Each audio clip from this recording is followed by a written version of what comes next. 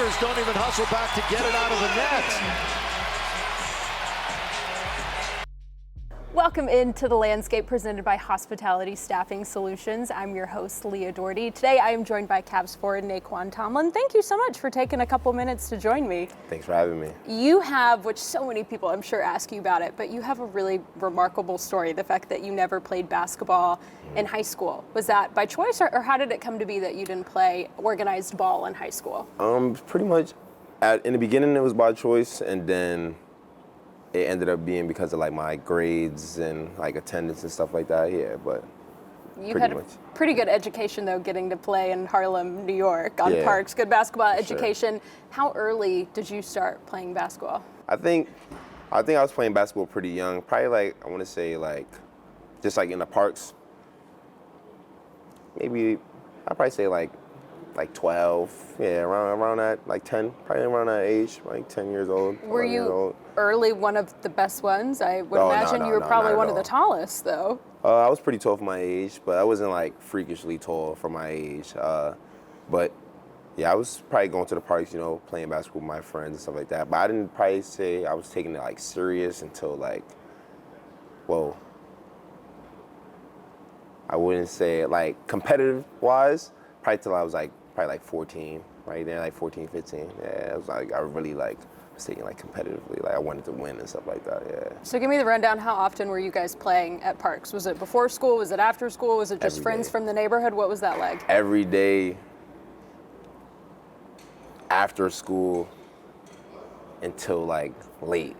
And especially too, like during those times, back in the days, like the lights wouldn't cut off. Now the lights cut off, you know, but back then the lights wouldn't cut off, so we just played basketball all day, like, yeah. What do you cherish about those memories? Just being outside. I feel like this generation of kids now, like they don't really get to go outside. Like I feel like everything is like, you know, like the games or like their phones and stuff like that. Like just being able to go outside and like spend time with like friends and stuff like that, yeah. So I feel like that was the best times. You know, you go outside, you go home, your mom tell you like, yo, you come back inside, you're gonna have to stay inside. So you really try to stay outside as much as you can, yeah. That was always what my parents would say. We'd like play at parks growing up, and they'd be like, as soon as the street lights like come on, they're like, that's when you need to be getting your butt inside. That means it's dinner time. Mm-hmm. What kind of competitive edge do you feel like that gave you that now translates to your game, getting to grow up and playing basketball in Harlem? I think just like, I feel like I hate losing more than I like winning, you know? Like, so I feel like I got that from playing outside with, you know, my friends, or just winning in general, like video games or, you know, like card games or anything. Like, I just feel like I just have that competitive spirit, yeah. When you started taking basketball more seriously, was there a point that you thought, okay, like I could actually be an NBA player. This could be something that's attainable for me? A little bit. I feel like because of like how my story was and like how I was going, you know, it's rare. So it wasn't like, you know, I was like super confident just because, you know, I feel like I wasn't like, you know, 5-star, you know, I went JUCO. So I feel like my route kind of like hindered it a little bit, but, you know, after a while, I started gaining more confidence in it, yeah. What gave you the courage to keep pursuing that dream when you felt like there could be a lot of odds against you, because you did start playing a little later? Right. I think just believing in, you know, my support system, you know, that they believed in me. And I felt like, you know, I just go as hard as I could, yeah, and see where it took me, yeah. Who was your support system that you leaned on? My mom, my uncle, Steve, and then just my friends, yeah. So what do they look at now, the fact that they see you playing in the NBA? What do they think about that? It's crazy. I had like one of my friends that I grew up with in high school, he was just at the last couple games, home games, and just like him seeing me there and just me seeing it, it was like, wow, it's crazy. Like where we came from to like where we are now is like, it's crazy. Does it feel like a reality? Like, do you have time to process and be like, no, I've really made this happen for myself? Sometimes. I definitely feel like when I'm out on the floor, you know, and they're calling out like, you know, the starting lineups and stuff like that, and I just be out there looking like, yo, it's crazy. Like, I'm really here. Like, that happens to me a lot sometimes, yeah. When we return on The Landscape, presented by Hospitality Staffing Solutions, Nae'Qwan talks about his college journey and shares his favorite New York slice of pizza. Tomlin again aggressive. How about this? This is a guy who's trying to prove to this coaching staff.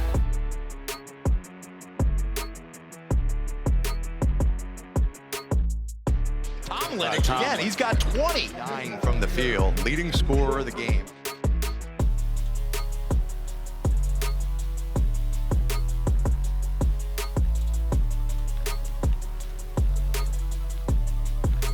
Talk to me a little bit about your college journey. You had mentioned JUCO, K-State, Memphis. What were you able to learn from each of those stops along the way for you?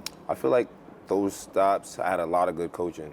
Yeah, I feel like I had a lot of good coaches, a lot of good coaches on the staff, a lot of good teammates. So I feel like I was able to learn a lot. I feel like I was always coachable, and I learned from the coach that I had in JUCO, the coach that I had at Kansas State, and the coach that I had at Memphis. So yeah. Was there a big learning curve for you when you started playing college ball? Because it's so different than just growing up and playing in parks, but then it's all the stuff you have to do off the court, right? I mean, It's such a full picture things you guys are doing, whether it's what you're eating, lifting. There's so much more that goes into what you guys do besides just on the court. Most definitely. We talk about habits. I feel like that's one of the main things. I'm used to just going to the park, not stretch, play a game of 21, and then we get the 5-on-5, 3-on-3s going. But then just come to the gym, getting a good warm up in, stretching, getting mobility stuff going, and then just watching what I eat. I'm used to just eating pizza. I'm from New York, so I eat bacon, egg, and cheese, Arizona, and stuff like that. But then just watching what I eat. We got a good, really good nutritionist here with Colleen, and she helps me monitor everything that I put into my body. Favorite pizza spot in New York? Where are you grabbing a slice after playing? After playing, especially when I went in high school, it was a spot right around the corner from my high school. It was on 83rd, 82nd, and Columbus. Really good pizza spot right there. I don't forget what it was called. Is it still open? It's still open, yeah. Have you ever dropped by recently? Of course. Go there. The bottom is crispy. I like when the bottom is crispy. You get that nice little crunch. I've learned, my husband being from New York, what's the key to a good slice? Yeah. You have to have a good fold. Yeah. I didn't know about the pizza fold, and there's so many things that you don't want it too greasy. You fold it in all the grease. You don't want it too greasy. But yeah. Because you see people pat it with paper towels, and that's gross to me. I don't want to have to pat. Yeah. I don't want to have to pat the grease off.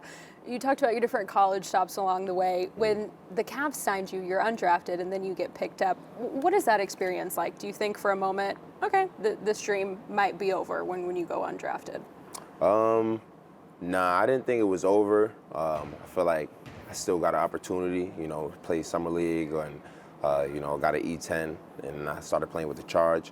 I feel like I stayed, with my beliefs, and I was very confident. I felt like I was telling my friends and family, I'm gonna do this, I'm gonna do this. This is gonna happen by this. This is gonna happen by this, and it happened. I just feel very blessed that it did. What did you learn last season getting to play with the G League? How did that prepare you for the larger role that you've now had this season with the Cavs? I learned a lot, like I said, I can go back from just, with my habits. I had to learn, I had to get a routine. I really didn't have a routine, so I got a routine. And then, we had really good coaches last year. We got some good coaches this year, but I haven't, been with the Charge. I haven't got to be around them as much. But we had some really good coaches last year, and I feel like they helped with my development. When we're talking to Kenny or different players, everyone just says you have a high motor and you are a burst of energy off the bench. Have you always played that way? Has that always been your style? Yes, man. Of course. I feel like every school that I've been to, I feel like the coaches can tell you that I've always been a passionate player. I get a dunk, a block, anything that helps, with winning. I feel like I just, got to yell or scream or, just get my teammates going. I think that your passion for the game comes through, and it probably, you had such a passion for it at a young age, but you can see when you're out there playing, it feels like every possession, emotionally, physically, you're all in it. Of course. What is that something that you attribute to the way that you grew up? You think that's just the way, are your siblings like that? Is your family like that? Is that just the kids you played with? Yeah, I think A little bit of both. Like the guys that I've played with, like, you know, my friends, and then I feel like that's just, you know, just who I am, yeah. How do you feel like this team has embraced who you are as a player? You know, that's what they need, you know, like, you know, I don't want to, you know, go down on the, you know, the starters, but, you know, sometimes the starters might come out a little sluggish, and, you know, they might, you know, come to me on the bench like, yo, you know, when you get in, you need that burst of energy, you know, and I'm like, yeah, I'm there. Coming up, Nae'Qwan talks about how his role with this team has grown. This and more when the landscape presented by Hospitality Staffing Solutions returns. Watson from the Cavalier logo uses a Najee screen.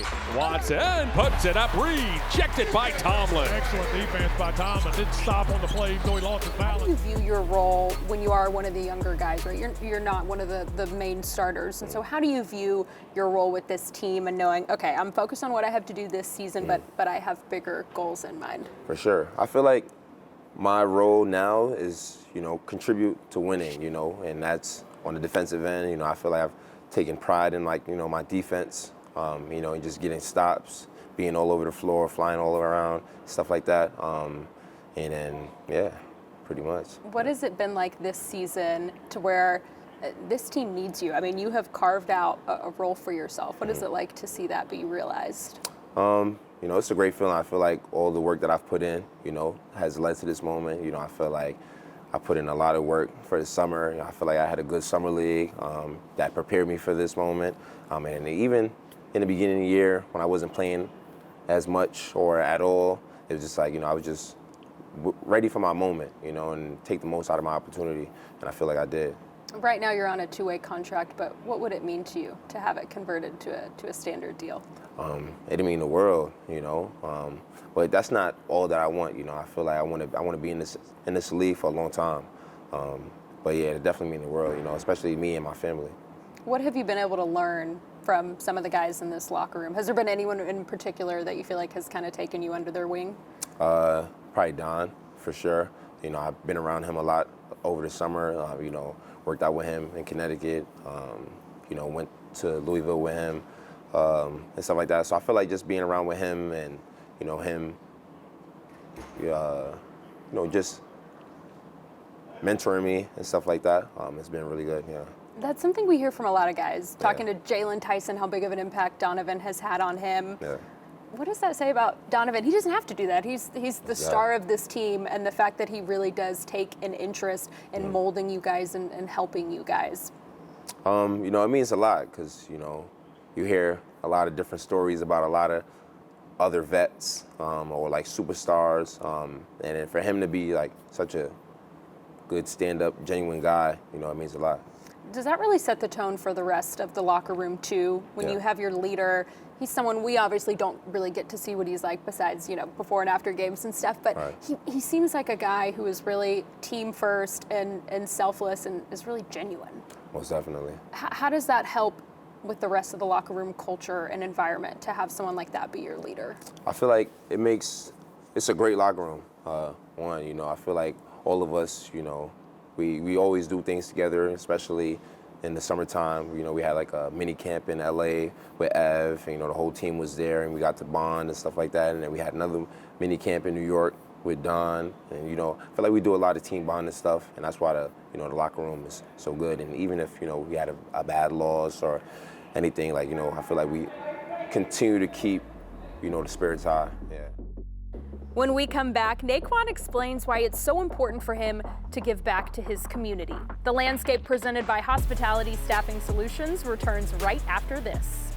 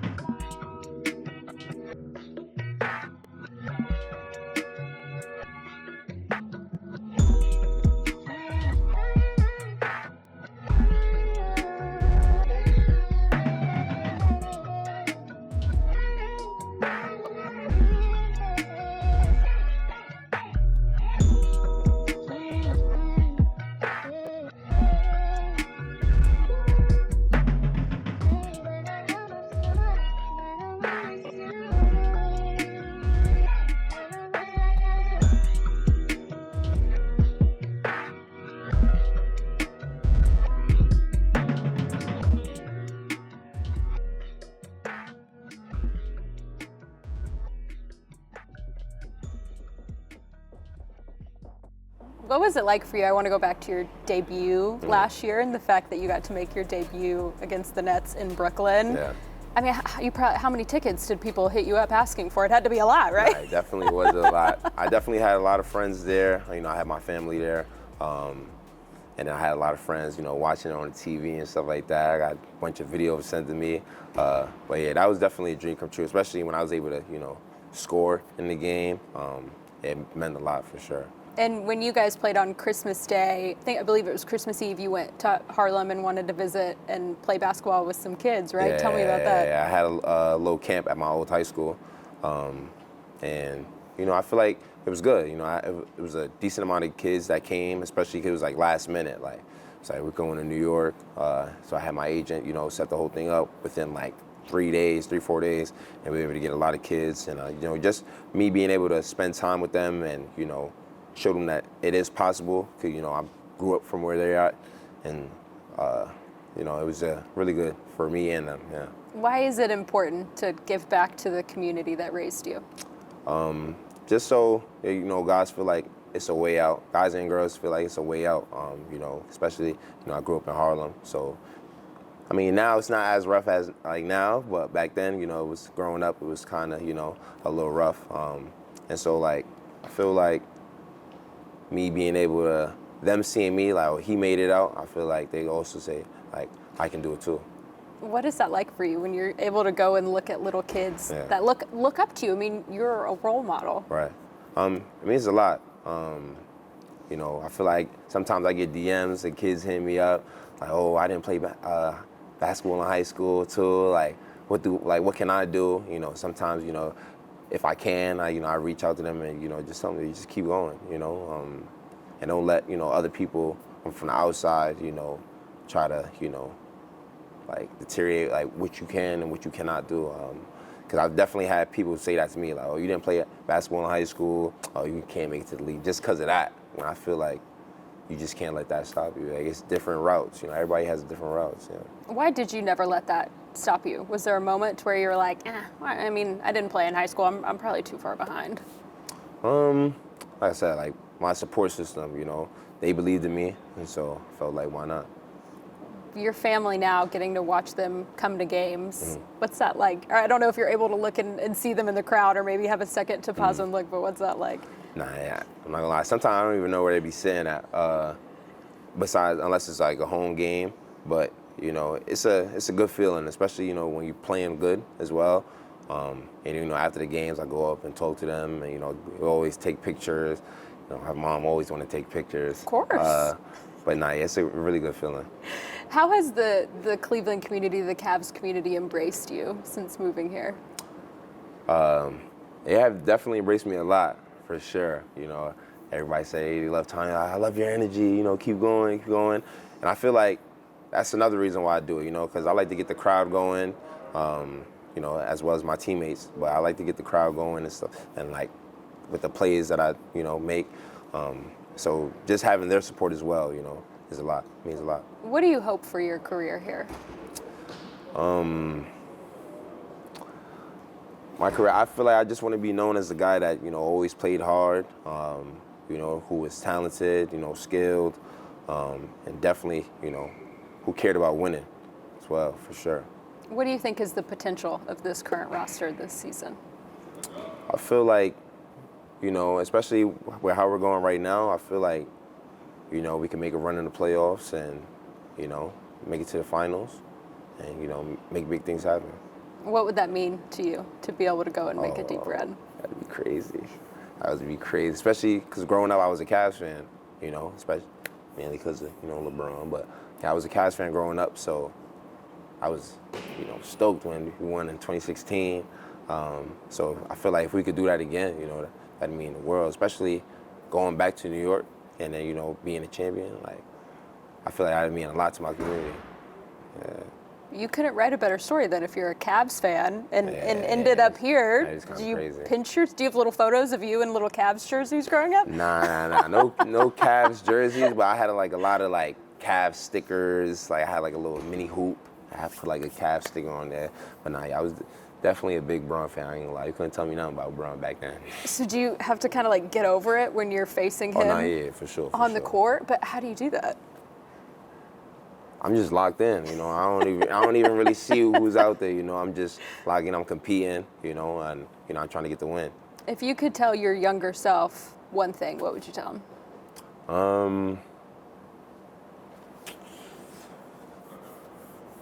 I don't know. I feel like I'd probably tell him that, you know, it's all gonna work out at the end, you know, because like I could say, you know, do better in school so you could play on a high school team, but it's like I made it without doing that, so. Yeah. You might not have ended up where you are today Right. if not for that, right? True. Thank you so much for taking a couple minutes to join me, Nae'Qwan. I really appreciate it. Thank you. Appreciate it. Thanks for having me. That'll do it for this episode of The Landscape. Make sure to tune back in for future episodes as we bring you guests from across the land. You can find us on Rock Entertainment Sports Network or watch archived episodes on WatchRockSports.com. Until next time, I'm Leah Daugherty. Have a good night.